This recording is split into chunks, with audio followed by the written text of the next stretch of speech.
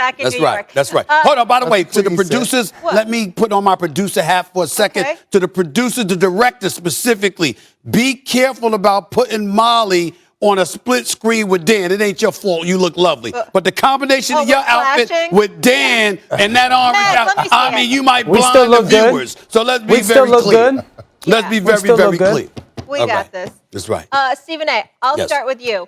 Is Arizona the best team right now? I think after week 4, you can legitimately say that at this particular moment in time. I didn't think that was the case last week. I was looking at the Los Angeles Rams after their big-time victory, but to watch Arizona manhandle them the way that they did yesterday, I don't think there's any way around it. You've got this kid, Chase Edmonds, that averaged 10 yards a carry. You got James Conner from the Pittsburgh Steelers in a better situation right now, and obviously in short yardage situations, he's their go-to guy. He's got 2 touchdowns yesterday. You look at the combination of DeAndre Hopkins along with A.J. Green, who's been resurrected, and you see the multitude of weapons that they have with them, not to mention Max Williams. Let's not forget about him.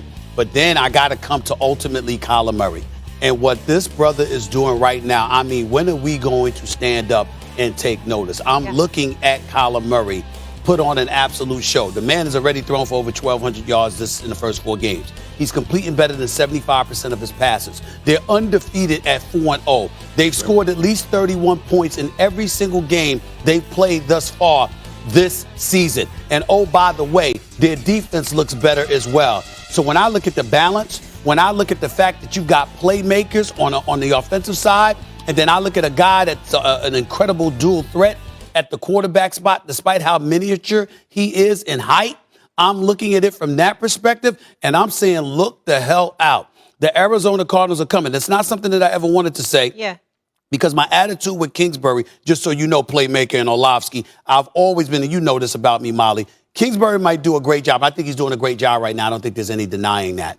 And I wish him nothing but the best. I just hated the fact that he got the job coming out of Texas Tech because you were there for 6 years. You didn't prove much, but you landed an NFL head coaching job and you bypassed so many qualified candidates. But there's no escaping the job that he's doing right now and that he deserves credit for it as well. It's special to see, and the Arizona Cardinals look as if they have arrived. Michael, before you jump in, let me say one thing quickly. Do you remember we had Kyler Murray on the set, Stephen A., when he was being drafted, and all the talk was about his height? Yeah, from Atlanta during the Super Bowl. Could he really perform with his height? I mean, at 5'10", and he's proven, he wasn't worried about it at all. No, he was not, and he's proven folks wrong. Right, and I understand, Stephen A., your pushback on the way that all transpired. Now, if they had known they were going to get Kyler Murray and then pointed out and said, hey, I want this guy because he has this offense, I'm going to hire him, and taking that reverse, then maybe you say, okay, because you wanted to invest in the asset of the first pick of the draft. Right. Because the marriage between these two is obviously a great marriage. Right. It's obviously a great marriage. Well, we can see it. If somebody had the foresight to see it prior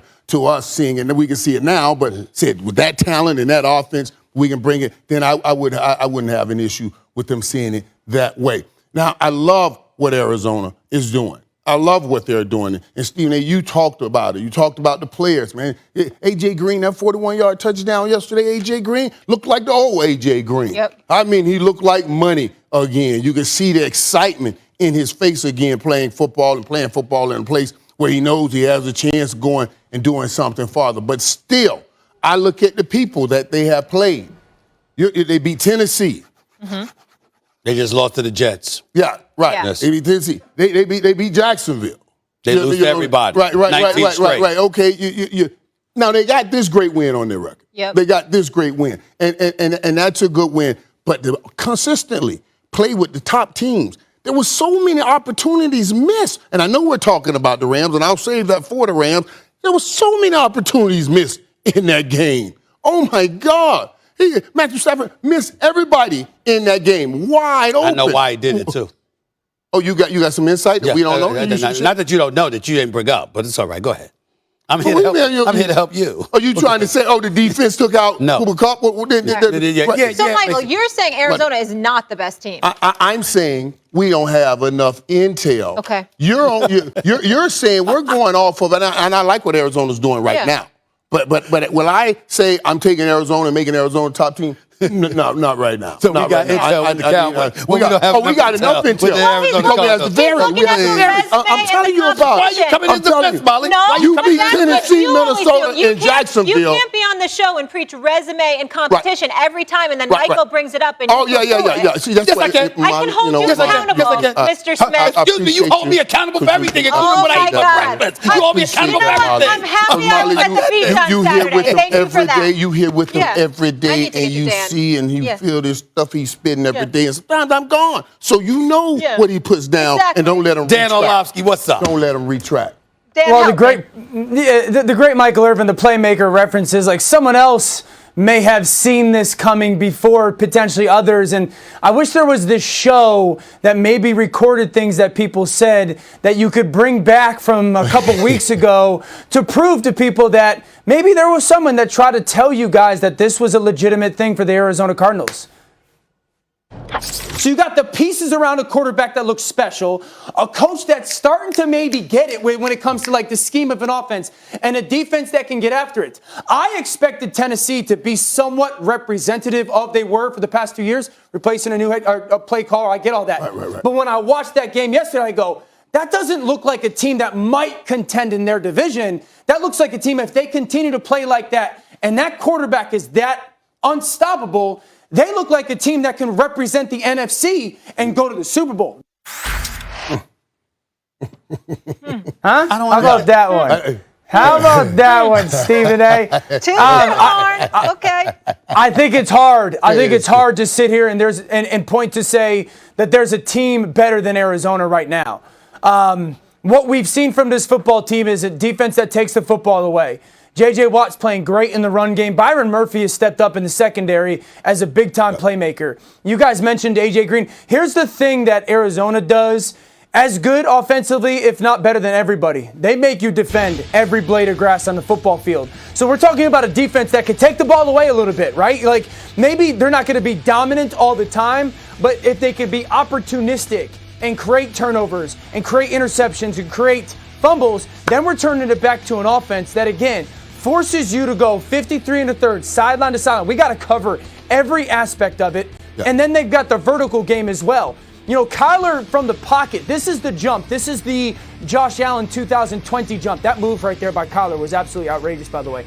That 2020 jump that we saw from Josh Allen, we're really watching it kind of play itself out by Kyler Murray. He's incredible from the pocket right now. I don't need to go on national television and rave about what he's doing outside of the pocket, the cute stuff and the great athleticism outside the pocket. He's as good from the pocket as anybody in football right now. AJ, like they've got so many of these different weapons. They can run the football as well. This is a very, very borderline complete football team. And yeah, they are up there with the best teams in all of the NFL. Well, let's say this real quick. Just throw this out as an aside. The Rams, as impressive as they were the first 3 games of this year, were a flagrant disappointment. Okay. And the reason I'm going to say that, in all seriousness, you can't target Cooper Kupp twice as many times as you target everybody else and think that somebody is not going to figure that out. You got to be versatile if you're Matthew Stafford. And the only reason I bring that up is that you're too experienced to be that transparent. And Arizona figured that out, compromise it, and the Los Angeles Rams are sending the message, if you lock down Cooper Kupp, you got him. You got to fix that if you're Sean McVay and Matthew Stafford. Yeah, and they bullied him a little bit yesterday. Make no mistakes about it. They absolutely bullied him. But what's interesting to me is this, that you can see the error in your ways in jumping on that boat on the Rams and then having to jump off that boat of the Rams. I'm not going to tell you about jumping on this Cardinal boat. You know what I mean? Because with what they got coming, you maybe have to jump off that Cardinal boat. They got San Francisco, Cleveland, Green Bay, Carolina, and in week 17 they got some boys coming. You know what I mean? So they got some teams that they have to play coming. And this point that you make, greatness is every week, man. It's every week. The Rams give it to you 1 week.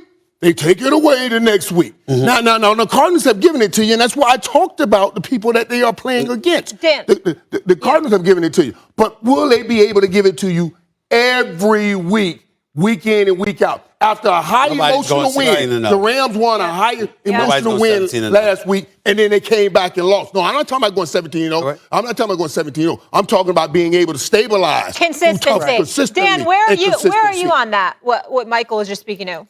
Yeah, I think what we're seeing is that in regards to the Cardinals and their ability to be consistent, this is something that we've seen over the first month of the season. I agree with him, but it's always come down to Cliff Kingsbury. And that's the biggest growth for this football team, tied with Kyler Murray's performance as a thrower. And